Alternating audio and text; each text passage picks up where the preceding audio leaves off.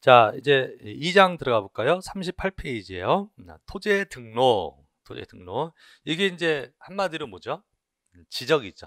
토지, 지, 등록, 적. 토지를 등록하는 것을 한자로 지적이라 한다. 그럼 이제 우리가 법 64조서부터가 시험 범위라고 했습니다. 제가. 그래서 64조 1항하고 2항은 그냥 통으로 외우셔야 돼요. 시험에 자주 나오거든요. 그래서 39페이지에 보시면 제1절 토지조사등록에서 토지등록의 원칙 지적국정주의하고 직권등록주의라고 되어 있는 그 조문 있죠. 자, 보시면 자, 국토교통부 장관은 모든 토지에 대하여 필지별로 소재, 지번, 지목, 면적, 경계, 좌표를 이것을 조사, 측량하여 지적 공부에 등록하여야 한다. 이렇게 돼 있죠. 이거는 외우세요. 꼭 자꾸 하시면 이제 외워집니다. 외워지고요. 시험에 나온다 그랬잖아요. 어떻게 나오냐? 그냥 무식하게 돼요. 그냥 이거를 딱 주고서는 박스 문제로 해가지고 가로 안에 들어갈 말은 이렇게 내요. 가로 안에 들어갈 말은. 그래서 다 이제 이게 가로 안에 넣는데 우리 이거 아까 첫째 시간 했죠. 자, 토지를 지적 공부에 등록하는 것을 지적이라고 했습니다. 토지를 어디에 등록한다고요? 지적 공부에 등록하는데 누가? 국가가 합니다. 국가의 주무부처가 국토교통부예요. 그래서 국토교통부 장관은 자, 가로 안에 들어갈 말은 시험 문제예요. 국토교통부 장관. 그다음에 이것도 시험이 냈죠. 어떤 토지? 모든 토지를 등록하도록 했어요. 모든 토지를 등록하는데 어디에? 지적공부에 등록합니다. 근데 무엇별로? 토지 단위는 필지. 그래서 필지별로. 그다음에 필지별로 어떤 내용을? 소재, 지번, 지목, 면적, 경계, 좌표를 등록해요. 그럼 우리가 소재, 지번, 지목, 면적, 경계, 좌표를 우리가 뭐라고 불렀죠? 토지의 표시라고 불렀죠. 토지의 표시. 용어 정의할 때 토지의 표시 그럼 뭘 말한다? 소재, 지번, 지목, 면적, 경계, 좌표 얘기예요. 그럼 이것을 지적 공부에 등록하는데 그냥 등록하는 게 아니라 뭐 한다고? 조사, 측량. 이게 실지심사죠. 실지심사주 이런 말들이 나오는 겁니다. 자, 그럼 여기서 이 문장의 주어는 누구다? 국토교통부 장관이에요. 그래서 국가가 한다. 그래서 지금 제목이 국가가 한다. 국정주의다. 이런 말이 나오는 거죠. 그 다음에 2항이 뭐냐면 2항 읽어볼까요? 지적 공부에 등록하는 지번, 지목, 면적, 경계 또는 좌표는 토지 이동이 있을 때 토지 이동 토지 이동이 뭐죠? 토지 이동 토지의 표시를 이거죠. 이거 토지 표시 이거를 새로 정하거나 변경하거나 말소하는 것을 토지 이동이라 한다. 권리는 변동 토지 표시가 바뀌는 것은 이동. 그럼 분할, 합병, 신규 등록 이런 거 있었잖아요. 이런 게 다 토지동인데 누가 결정한다? 지적 소관청이 결정한다. 지적 소관청, 시장, 군수, 구청장이에요. 다 가로놓기로 낸 겁니다. 지적 소관청이 결정하는데 어떻게? 읽어보시면 소유자의 신청을 받아 지적 소관청이 결정합니다. 신청을 받아서 누구의? 소유자의 신청을 받아서 다만 신청이 없으면 직권으로 한다. 누가? 지적소관청이 시장, 군수구청장이. 읽어볼게요. 지적공부에 등록하는 지번, 지목, 면적, 경계, 좌표는 토지 이동이 있을 때 토지 소유자의 신청을 받아 누가 결정한다? 지적소관청이 결정한다. 다 시험 기출문제입니다. 가로 안에 들만 지적소관청. 다만 신청이 없으면 지적소관청이 직권으로 조사 측량하여 결정할 수 있다. 직권으로. 자, 이게 직권 등록주의예요. 그러니까 직권 등록주의라는 말은 처음부터 직권을 한다는 얘기가 아니라 뭘 받아? 신청을 받아. 신청이 없으면 직권을 해보겠다. 이런 말입니다. 그래서 개별 규정이 없어도요. 이 일반 규정 64조에 의해서 따로 뭐 분할 직권할 수 있느냐, 합병 직권할 수 있느냐, 분할 합병에 따로 규정이 없다고. 그냥 64조에서 다 토지동은 다 어떻게 할 수 있다. 직권을 할 수 있다. 일반 규정이 있기 때문에 지적은 직권주의다 이렇게 얘기하는 겁니다. 등기는요. 등기는 신청을 하는데 신청 없으면 어떻게 한다고 했죠? 그냥 안 된다고 했죠.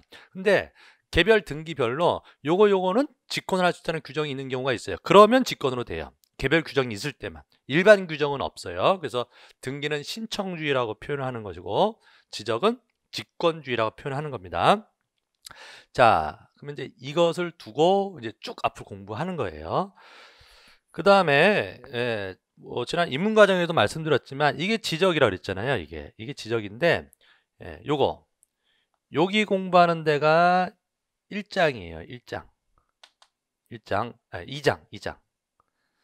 2장 토지의 등록. 우리 지금 공부하는데 지금 2장 교과서 2장 왼쪽 페이지에 보시면 제2장 토지의 등록 이렇게 돼 있죠. 그래서 요 토지의 등록 요 파트에서 여기를 공부하는 겁니다.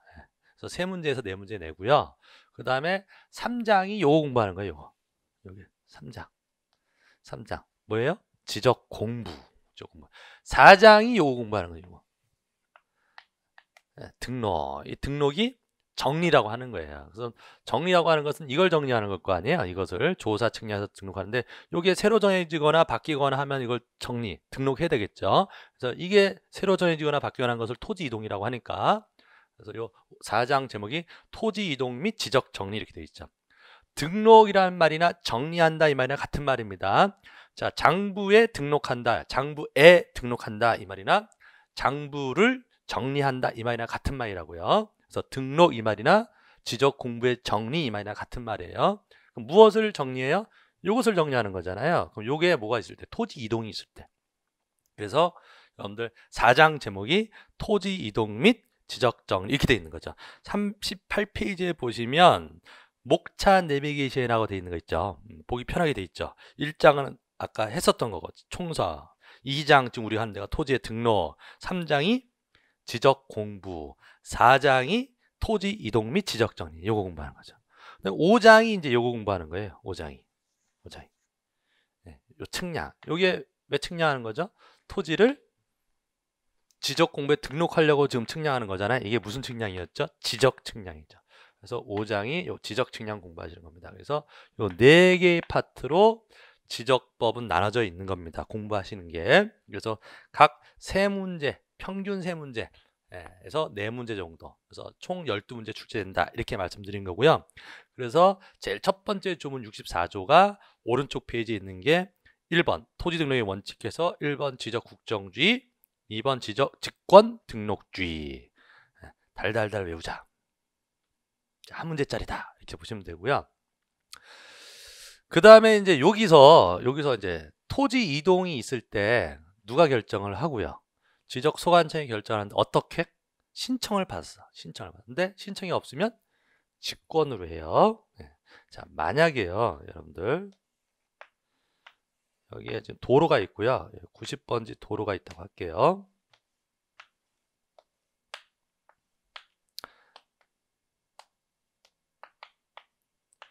자, 전한 밭 생각나시죠? 밭. 지목이 전이면 밭 생각하시면 돼요. 10번지고 지목은 전이다. 지목하면 토지를 용도에 따라 분류해 놓은 겁니다. 주된 용도. 자, 이게 도로가에 지금 밭들이 쭉 있다고 상상하시면 돼요. 자, 그런데 10번지 전인데 여기다가 집을 지을 수 있나요? 집 지을 수 있어요. 어떻게 하면? 허가를 받으면, 허가만 얻으면 지을 수도 있어요. 자, 그래서 여러분들 이제 공법 시간에 공부하시는 것들이에요. 이게 전이면 농지잖아요.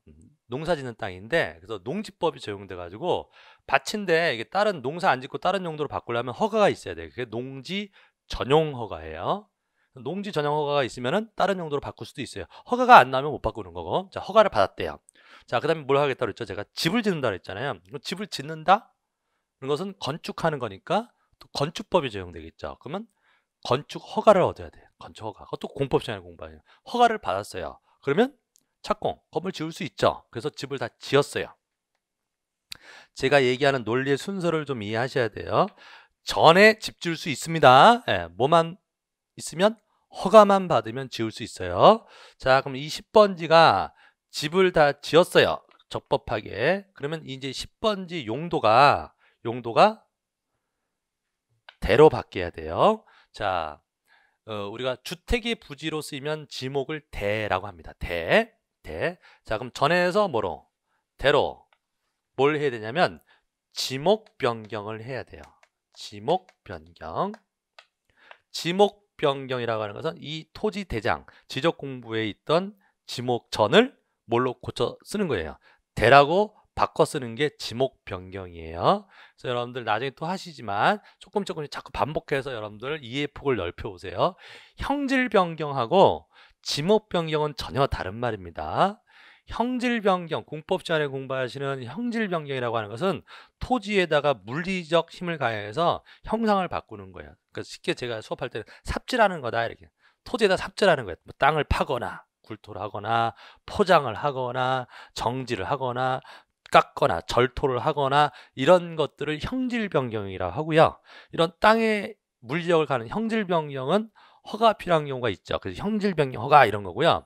그다음에 우리가 공부하는 건 형질 변경이 아니라 지목 변경이라고 하는 거예요. 지목 변경은 그 땅에 공사하는 걸 말하는 게 아니라 그 형질 변경 공사가 다 끝나면 이제 용도가 바뀔 수 있잖아요. 그러면 그 용도 바뀐 거에 따라서 대장에 지목을 바꿔 쓰는 것을 지목 변경이라고 하는 거예요.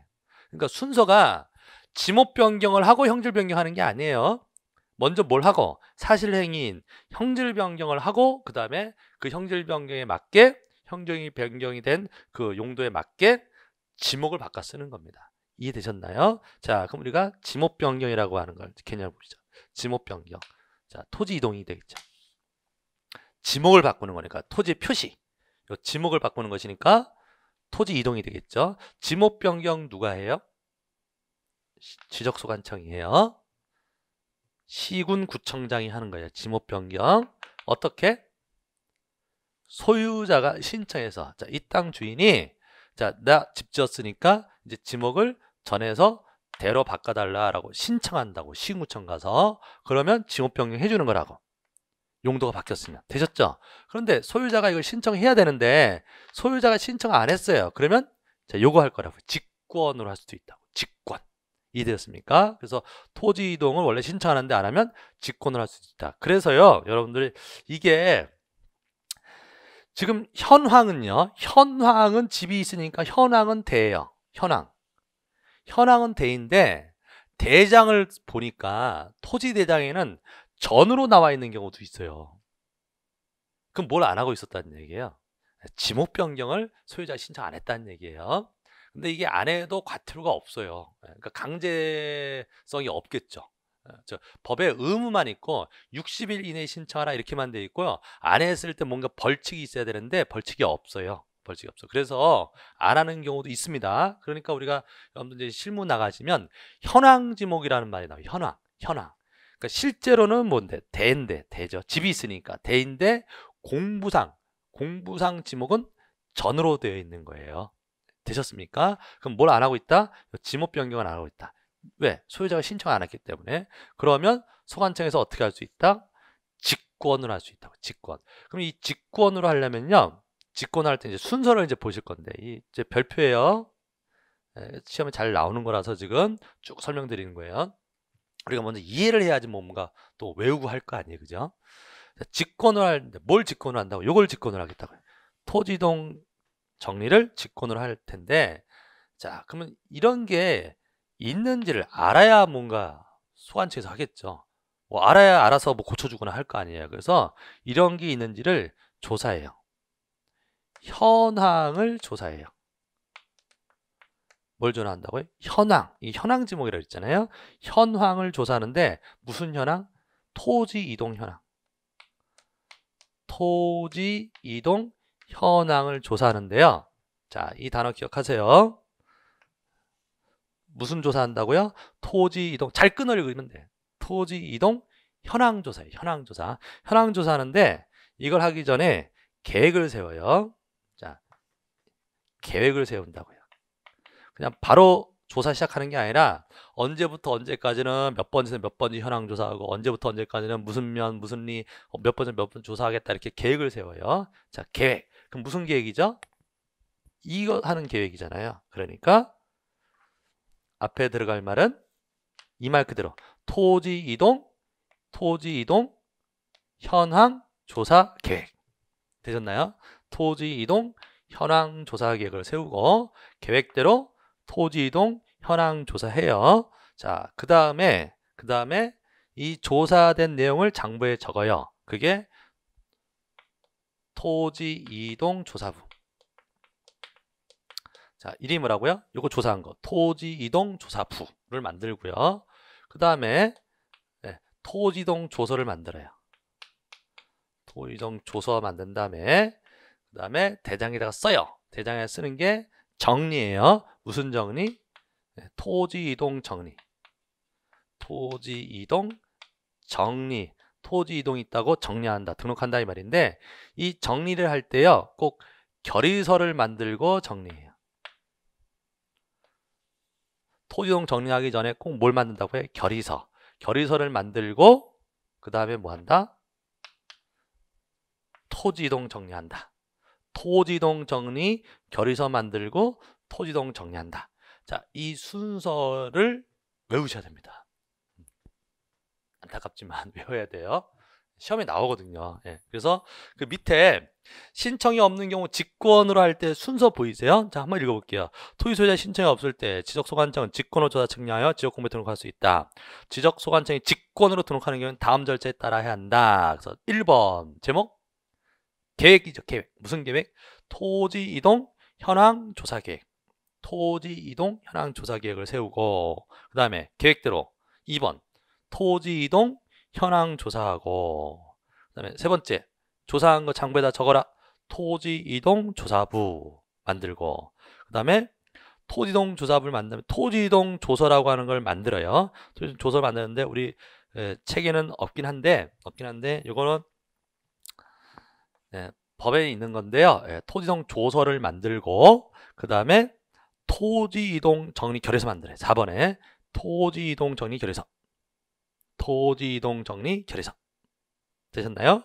그 다음에 4번에 보시면 토지 이동 정리 결의서를 작성하는데 소관청이 토지 이동 조사업을 근거로 토지 이동 조서에 토지 이동 조서란 말 나왔죠?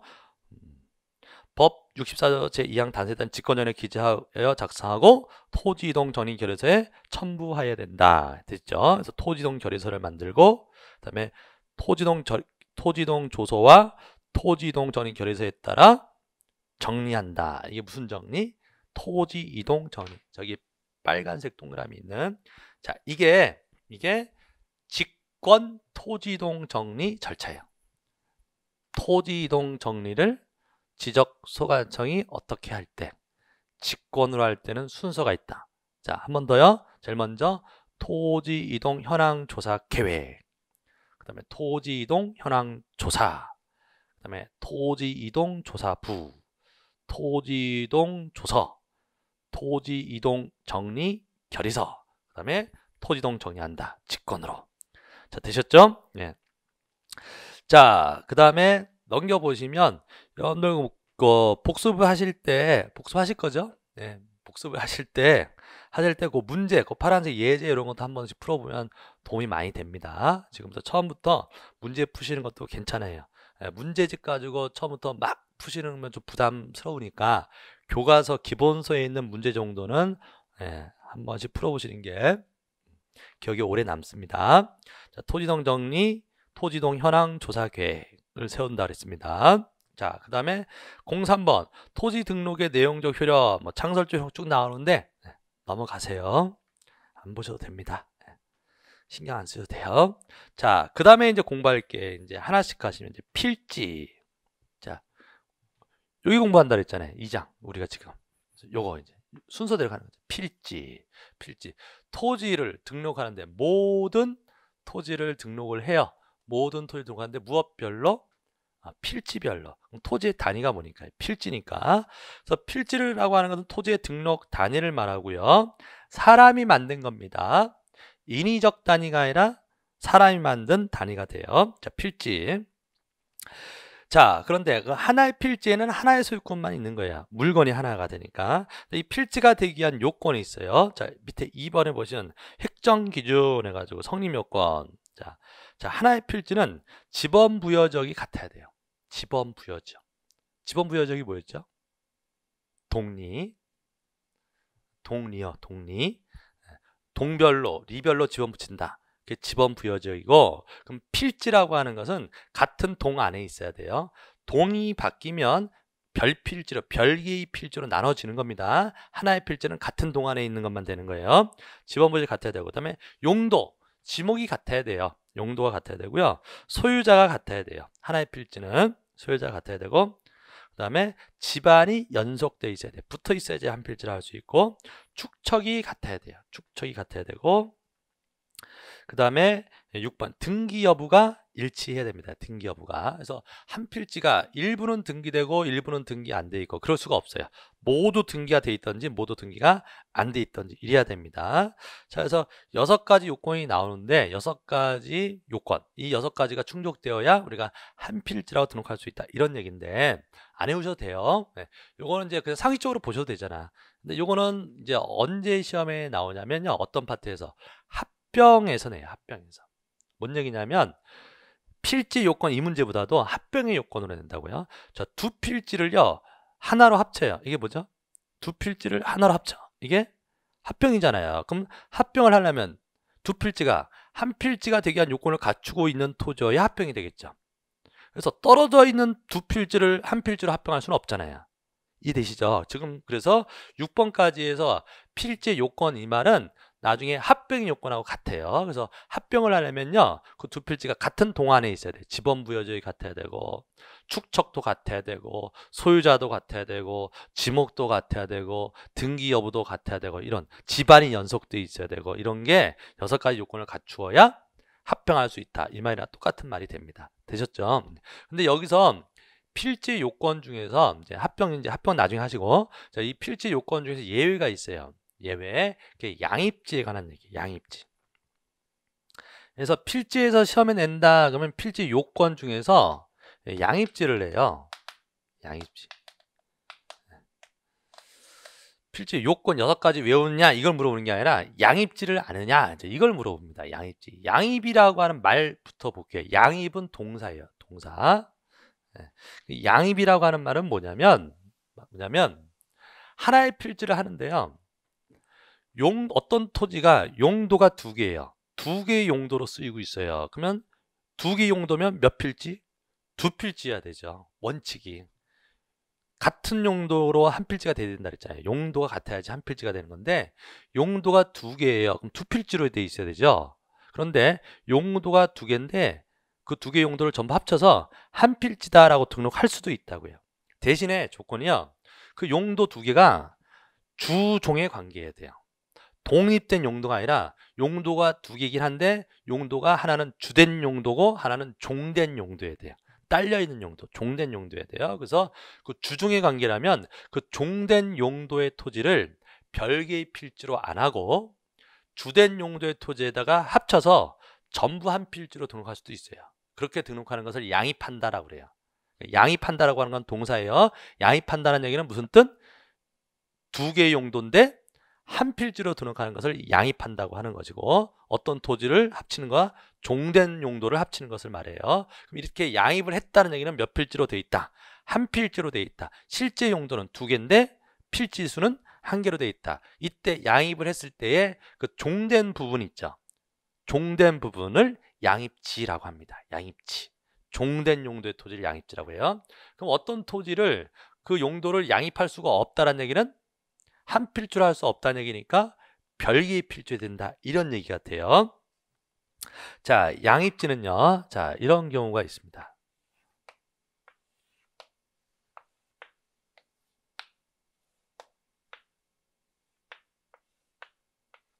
여기 도로가 있고요.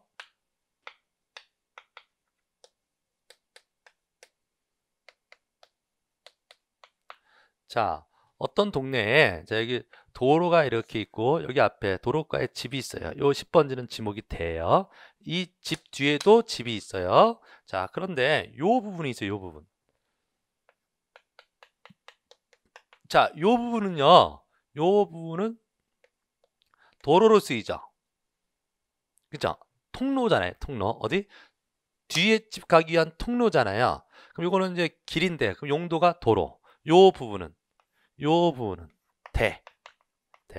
그럼 여기는 대고 여기는 도로니까 이렇게 한 필지, 이렇게 한 필지 이렇게 등록을 해야 되는데 이 도로는 왜 있죠? 이 뒤에 뒷집 가려고 만든 길이잖아요. 그러면 요거는 이 용도의 종된 용도라고. 이게 주된 용도고 이게 종된 용도라고요. 종된 용도. 그러면 이 종된 용도 요 부분을 별개 필지 도로다라고 안 하고 이 주된 토지에다가 양입해서 전부 한 필지다라고 등록할 수 있다고. 되셨나요? 그래서 요렇게 전부 대 이렇게 등록할 수 있다. 이렇게 등록하는 것을 양입한다고 하고요. 요때 요 부분, 요 종된 부분을 양입지라고 합니다. 개념 이해되시겠습니까? 자, 그 다음에 또 어떤 경우도 있느냐? 자, 여기가 사과밭이에요. 사과밭. 자, 사과들이 이렇게 있습니다. 그러면 과수원이에요. 과수원인데 여기 과수원 가운데 연못이 이렇게 있어요. 연못. 자, 연못이 있다. 그 연못은 유지라고 합니다. 유지. 자, 그러면 여기 유지는 사과밭이 아니잖아요. 사과나무가 심어져 있는 게 아니잖아요. 연못이에요. 연못. 그럼 여기는 과수원, 요 부분 유지, 용도가 다르잖아요. 그럼 별개 필지로 해야 되는데 이걸 별개 필지로 안 하고 그냥 전부 그냥 한 필지로 과수원 이렇게 등록할 수 있다고. 이거 양입했다 이렇게 표현한다고 해요. 전부 한 필지로 등록을 한 거예요. 그럼 요때 요 종된 부분 있죠? 여기를 양입지라고 하는 거라고. 자, 개념 이해되시겠습니까? 자, 그래서 이게 제가 그려드린 이 그림이 조문에 있는 문장의 그림이에요. 네, 자, 시험은 그림으로 나오는 게 아니라 글로 나오는 거니까 한번 읽어볼까요? 양입지, 의입. 1필지로 획정할 수 있는 기준 중에서 다른 요건은 모두 갖추었지만 두 토지 지목이 다른 경우 일정한 조건 하에 별개의 필지로 획정하지 아니하고 한 필지로 할 수 있다. 자, 뭐가 다를 때?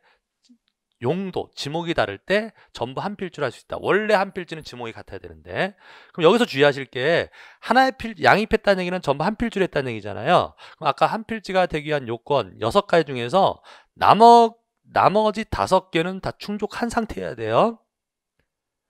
집안이 연속돼 있어야 되고 여기랑 여기 소유자가 다르면 안 돼요. 소유자도 같아야 되고 등기 여부도 같아야 되고 축척도 같아야 되고 지번부여적 같아야. 아까 나머지 요건 있죠. 나머지 요건은 다 충족한 상태에서 뭐만 다를 때, 용도만 다를 때 종된 부분을 별개의 필지로 안 떼고 주된 용도에다가 편입하여 등록할 수 있다. 이걸 양입한다고 한다 이 말입니다.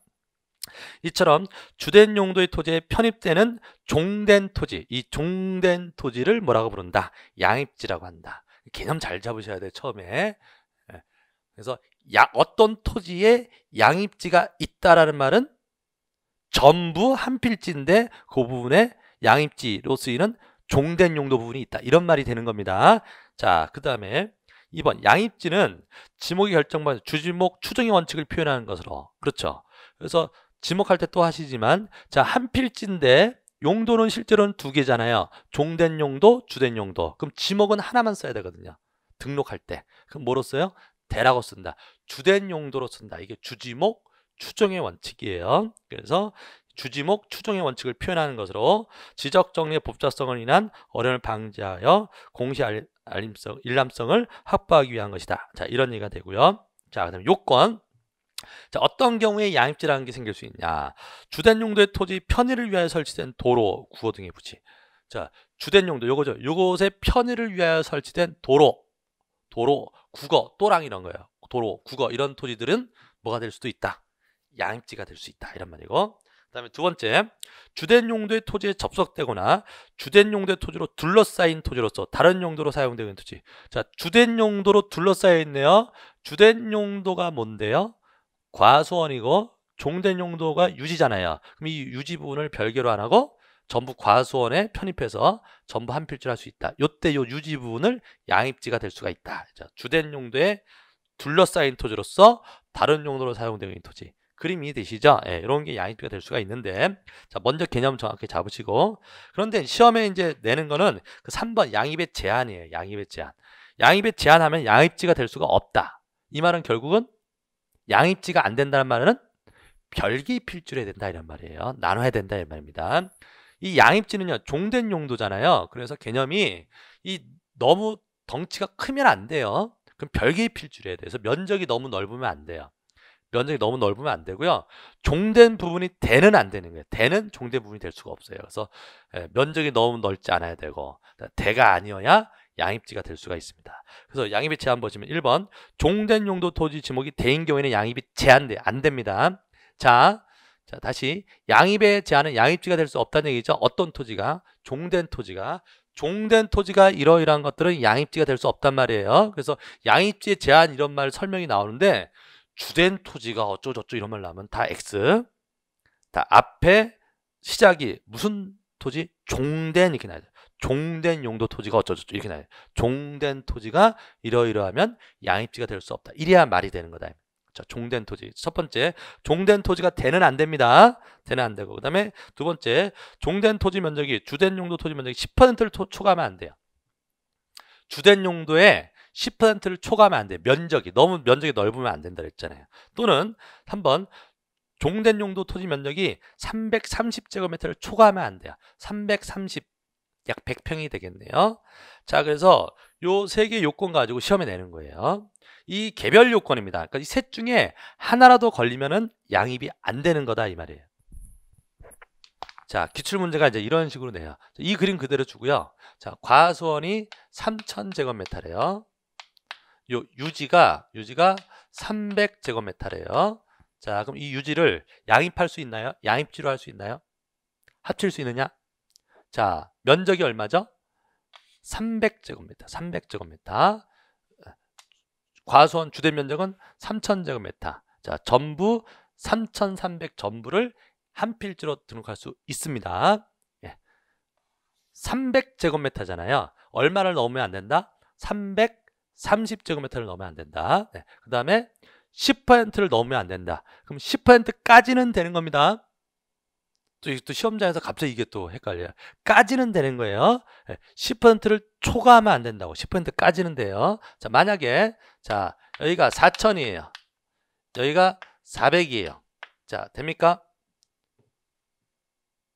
안 되죠. 안 됩니다. 자, 10%는 안 넘었죠. 딱 10% 됐잖아요. 근데 330을 넘어버렸죠. 되셨습니까? 네, 안 됩니다. 자, 그 다음에 여기가 만약에 집이 있다. 그럼 유지가 아니라 대다. 대고 면적이 100제곱미터다. 안 됩니다. 자, 대는 안 되는 거예요. 대는.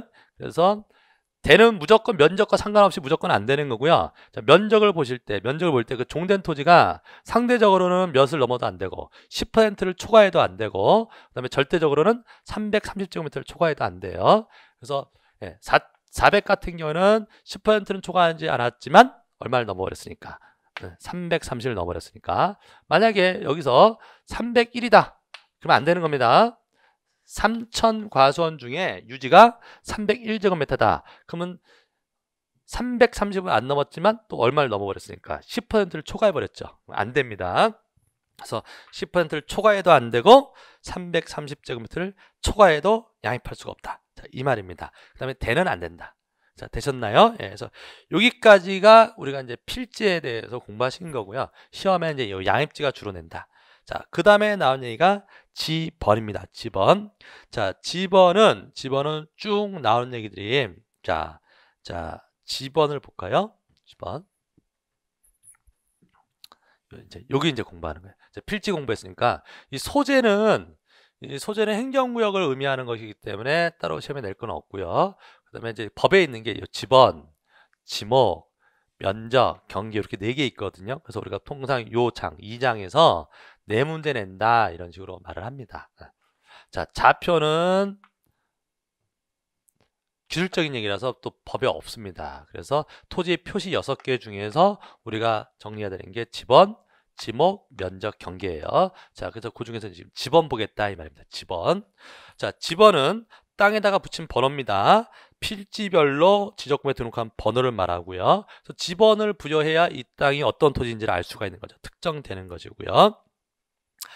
자, 그 다음에 오른쪽에 지번의 설정 방법 해가지고 막 나오는 얘기들 뭐 사행시, 기호시 이 얘기들은 이제 이론적인 얘기라서요.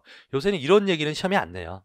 그냥 지적법은 그냥 법에 있는 것만 내는데 혹시 모르니까 한번 볼게요. 자, 지번을 붙일 때 진행 방향에 따라서 분류하면 사행식이라고 하는 게 있어요. 사행식. 이게 지번이요, 이거 꾸불꾸불 진행되는 거예요. 한자 그대로 뱀 지나가듯이. 뱀사자죠. 뱀 지나가듯이 이게 꾸불꾸불 진행되는 것을 뭐라고 한다? 사행식. 그래서 그림을 보시니까 1번지, 2번지, 3번지, 4번지, 5번지, 6번지 이게 진행이 꾸불꾸불 진행됐죠. 이걸 사행식이라고 합니다. 시골 이런 데서 많이 진행하는 방식이고. 자, 그 다음에 니은번 기우식. 기우식은 뭐냐면 홀짝식이라고 하는 거예요. 그러니까 한자로 홀수가 기수, 짝수가 우수거든요. 그러니까 우리말로 하면 홀짝식이에요. 홀짝식. 그래서 도로를 기준으로 해서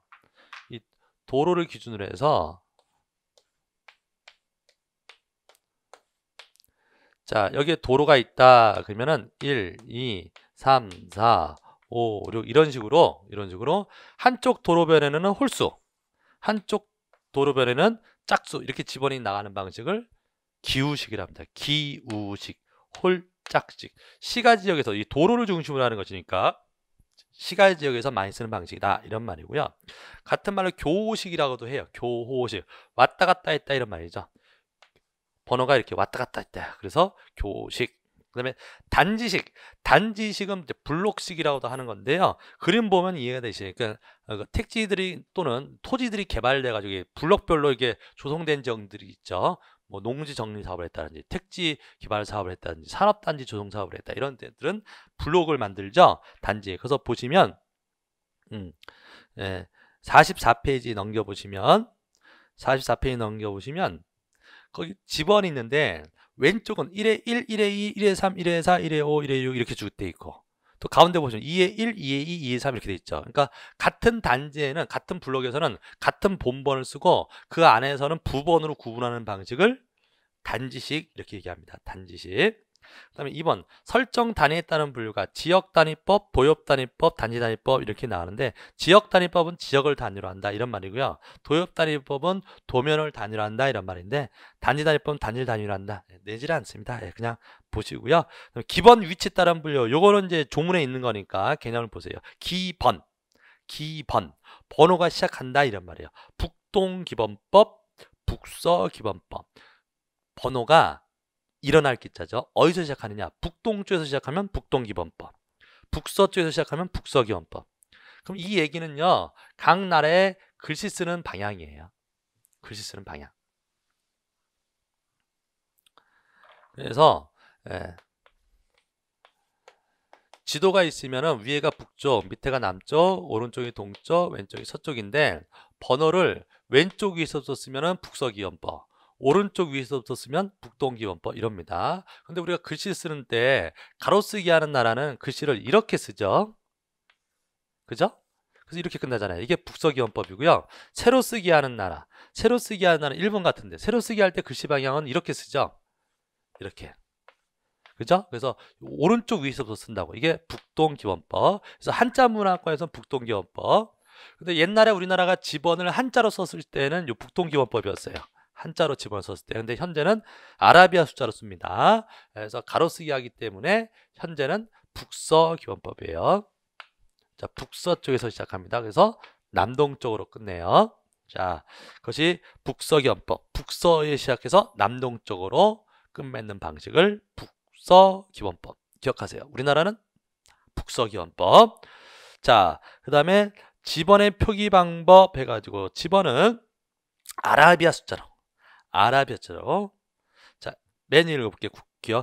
토지 조사령에 따른 토지장이 작성된 이후 한자로 지번을 표기하였으나 옛날에 한자로 표기하였으나 75년도 법 개정 이후 지번은 아라비아 숫자로 표기합니다. 아라비아 숫자. 다만 임야대장에 등록한 토지 지번은 숫자 앞에 산자를 붙여요. 그래서 우리가 지번을 볼 때요, 50번지하고요 산 50번지는 다른 토지예요. 그냥 아라비아 숫자만 써 있으면 토지대장이 있는 토지고요, 앞에 산자가 붙어 있으면 이것은 임야대장에 등록된 토지다 이 말이에요. 우리나라에 모든 토지 등록하나요? 모든 토지 등록한다 그랬습니다. 어디 아니면 어디?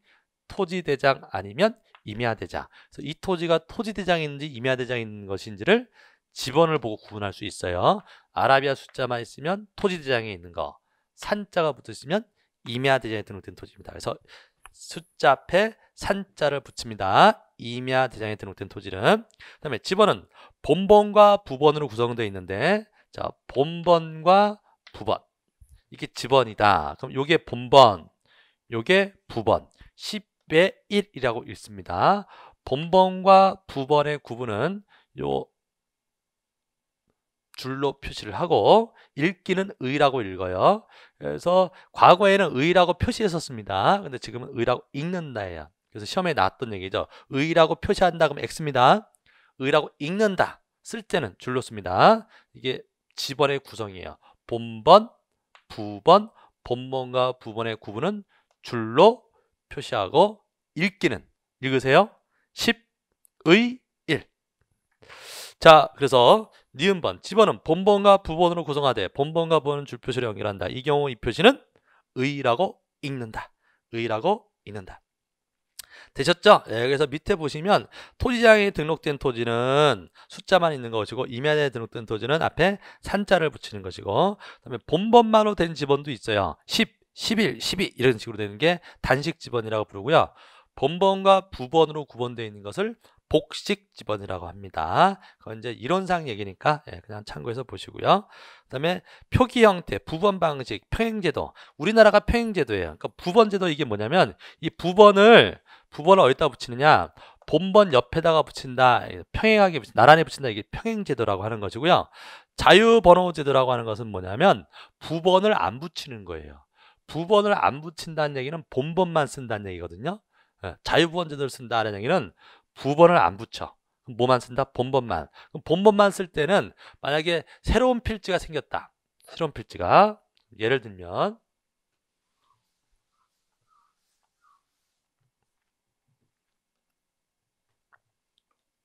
이 A라는 동에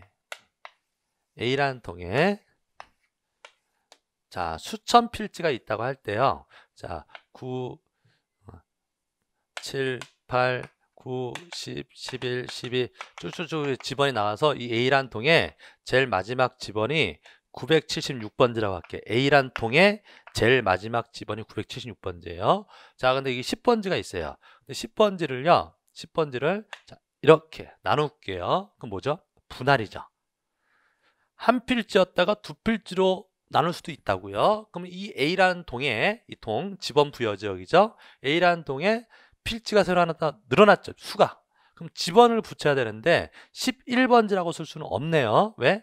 11번지는 이미 있잖아요. 그럼 같은 동에 번호가 중복되면 안 되니까 여기다가 10, 여기다가 10의 1 이런 식으로 부번을 붙입니다. 그래서 처음에는 본번만 있었다가 세월이 흘러가면서 분할하고 신규 등록부, 등록전환 여러 가지 토지동이 있다 보면 이게 번호가 더 필요할 수가 있다고요. 지번이. 그래서 부번으로서 지번을 구분하는 거예요.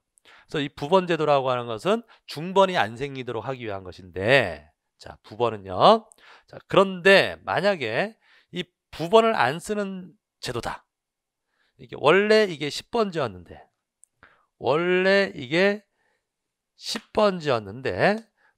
분할을 했어요. 그러면은 어떻게 쓴다 그랬죠? 하나는 그냥 10 쓰고요. 하나는 10의 1이 되거든요. 지금 현재 우리나라 제도는. 근데 부번을 안 쓰는 자유부번 제도다. 자유번호 제도다. 그러면 자유번호 제도에서는 부번을 안 쓴다는 말이거든요. 그럼 부번을 안 쓴다는 얘기는 본번만 쓴다는 얘기예요. 본번만. 그럼 본번을 쓸 때 11, 12 이런 번호 쓰면 안 되죠. 이미 있는 번호잖아요. 그러면 확실히 없는 번호가 뭔가요? 이 통에 확실히 없는 번호가 이 다음 번호죠. 최종 지번이 976이잖아요. 이거 다음 번호는 없는 거잖아요. 여기 최종 지번이라고 했으니까. 그럼 여기다가 10을 분할을 하면 자유번호 제도를 썼을 때는 이제 10은 없어지고요. 977, 978 이런 식으로 976 다음 번호 977, 978 이런 식으로 지번을 부여하는 방식을 자유부번식이라고 합니다. 또는 자유번호제도. 그래서 거기서 자유, 원래 이게 프리 넘버링 시스템인데요. 프리 넘버링 시스템인데 이게 이 풀이라고 하는 것을요. 처음에 우리나라 지역법 교수님들이 자유라고 해석을 하신 겁니다. 자유번호제도. 제도. 자, 그래서 이게 원래 이 풀이라고 하는 것은 없다는 얘기야. 없다. 풀이라고 하는 여기서 풀이는 없다는 뜻인데 그냥 자유라고 그냥 통용합니다. 현재는. 그러니까 자유번호제도, 자유부번제도 그러면 무슨 뜻이라고 이해하시면 돼? 부번이 없다 이 뜻이에요. 부번이 없다. 부번이 없고 그냥 뭐만 쓴다? 본번만 쓴다. 그럼 본번을 쓸 때는 확실하게 없는 번호, 그 동의 제일 마지막 지번, 다음 번호로 쓰는 거예요. 자, 읽어볼게요. 자유번호제도는 새로이 지번을 부여할 경우 기존의 지번을 소멸시키고 그 지번 설정적 내의 최종 지번, 다음 지번, 최종 지번, 다음 지번 중 사용하지 않는 지번을 사용하는 방식이다. 그래서 예를 들어 최종 지번이 1230지역에서 지번의 789인 토지가 2필지로 분할되면 789는 없어지고 1322, 1323 이런 식으로 쓰는 방식을 자유부번식, 자유번호식. 그러니까 여러분들 어쩔 수 없어요. 지금 현재 이렇게 이제 완전히 정착된 용어니까 우리나라에서 자유부번제도라는 말 뜻은 뭘 안 쓰는 거? 부번을 안 쓰는 거 이렇게 이해하시면 됩니다. 자, 되셨고요. 그다음 5번 지번의 부여 방법에서 여기서부터가 이제 본격적으로 시험에 나오는 것들인데 이게 조문이거든요. 그래서 여기서 5번서부터 좀 쉬었다가 다시 할까요? 좀 쉬었다가 보도록 하겠습니다.